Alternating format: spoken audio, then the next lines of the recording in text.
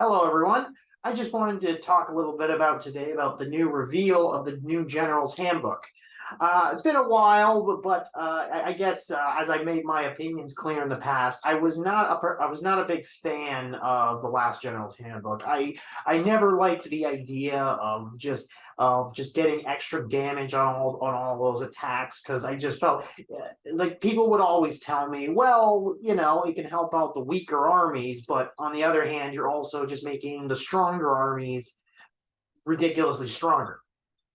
And on top of that, too, I also felt that the sacrificing of a lot of things from like the earlier General Handbook was a real shame, which I'm really happy that they're fixing up here. So the general gist of all this is that we're moving away from the idea of infantry being the main theme. Now the new theme is actually heroes, specifically heroes with wounds of less than 10. They are now becoming Galatian champions. And the gimmick with them is that most of the rules are going to revolve around you having greater use of your unmounted smaller heroes. Sorry, Sons of Bahamut. This is just not going to be your edition again. Maybe next edition. So yeah, so just looking at the rules here, it basically means they're finally making it so you can't shoot at heroes if they're within 1 unit, they're in 1 inch of a battle line unit. So that's good too. I guess the days of just mass hero sniping are gone, I guess. But I'm gonna put an asterisk on that, and I'll explain in a minute.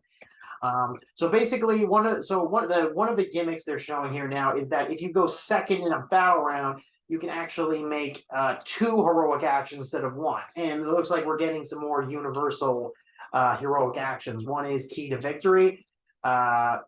I'm jumping ahead here. These are basically just those rules I was telling you about. So they can't be picked. And also, the desperate action. So here's what I was talking about. So basically, so strike at the opening means is okay. So if I'm reading this correctly, if they have not already fought in the hero phase, they can fight in the hero phase. However, this has also been brought up a lot by other people. The way they worded this here, and also how they went into detail explaining it up here, really doesn't make sense. It kind of seems like I think there was some sentence errors here. But the way I think with what they were trying to go with is that the hero can fight in the hero phase as long as it has not already fought in the hero phase. Like, for example, they used at the bottom that the vampire lord on zombie dragon can make some units fight in the hero phase. So basically, I think the idea was it can't stack with other abilities. And then another one is lead by example. So basically, it allows the champion to select another friendly unit that is their sworn bodyguard, and they can attack immediately after he is attacked. Strike last effect applies. And then the strike last effect applies after they've done so. So basically, if you're familiar, a good example would be like the ability that the fire slayers have. Like where if a hero attacks, then another unit can fight immediately. It's specific honor guard. So this is basically just giving this to everyone, which honestly I think is a good thing because like a lot of people have pointed out that sometimes the I go you go mechanic can be a little stifling to some armies, especially the more fragile ones. So I think this is a good way to give some armies a little more of a punch there.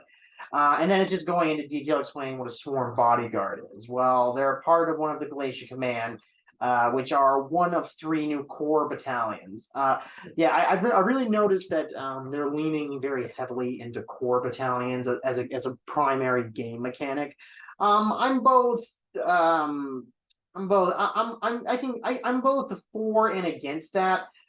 For in that I find core battalions are actually I think I like the idea of just creating certain requirements of units to get certain abilities. I find it's a good way to encourage certain army building.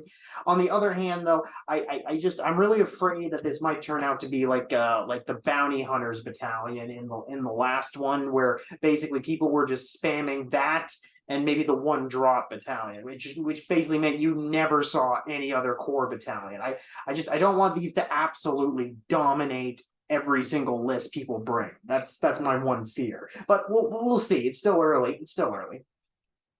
Yeah, so yeah, this is just going into detail what it is. So I'm assuming you bring one hero and one unit, and yeah, so they just basically have to fight here.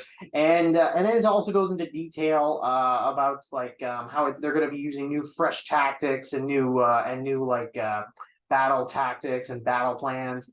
There's gonna include a realm spell for variously punishing units camping out on objectives. Not sure what that's gonna be about, but my theory is it might cause like units within a certain distance of an objective to take mortal wounds. That's my theory anyway. And apparently there's going to be new command abilities to get in like for like trading Highland for extra attacks, which I think is a good idea. Look, like they can do whatever they want with attacks as long as it's not just adding +1 damage, because that was just way too intense for too many reasons. It basically made like certain units, like especially one wound units, like irrelevant. Like it was creating artificial potency with a lot of units, if you know what I mean. Like I mean, for example, like some units that were inherently bad like started like feel good, but the problem was it was artificial. Like I would much rather instead of like just making units only good because of a battalion, I would prefer them just fix the units intrinsically. That's what I think is a better idea in the long run. But you do you, GW. And one thing, and one last thing, I'm really glad that they're actually going to be bringing back some things from season 1, which I am very ecstatic for. I feel like the Thondia themed first season had some very good things going from it, and my personal opinion, I think that was actually a better season than the one we just had, because it just felt, in my opinion, it just felt a little more tactical.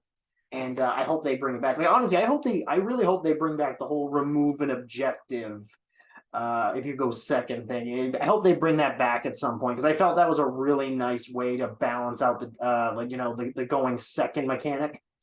But fingers crossed on that. Maybe one day in the future.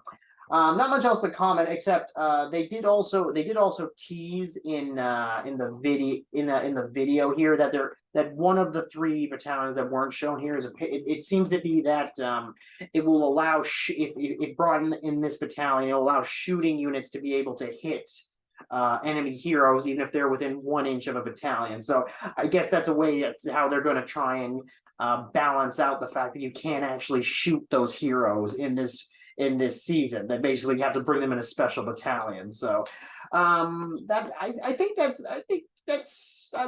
could be okay, but again, that might end up in it. I hope there's restrictions on what you can bring in it, because I don't, because for example here, if let's say one big thing was, okay, Lumineth with their really nice bows, they could just snipe out all your characters instantly. If you just take all those and put them in a battalion, nothing's actually changed.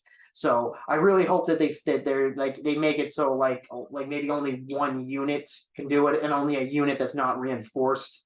That's just what I mean. Like I just hope they don't accidentally, like, pun intended, shoot themselves in the foot trying to shooting in the foot. All right. Well, anyway, yeah. So overall, I'm liking what I'm seeing so far, and I hope to see the rest. And yeah, looking forward to the future on this. Well.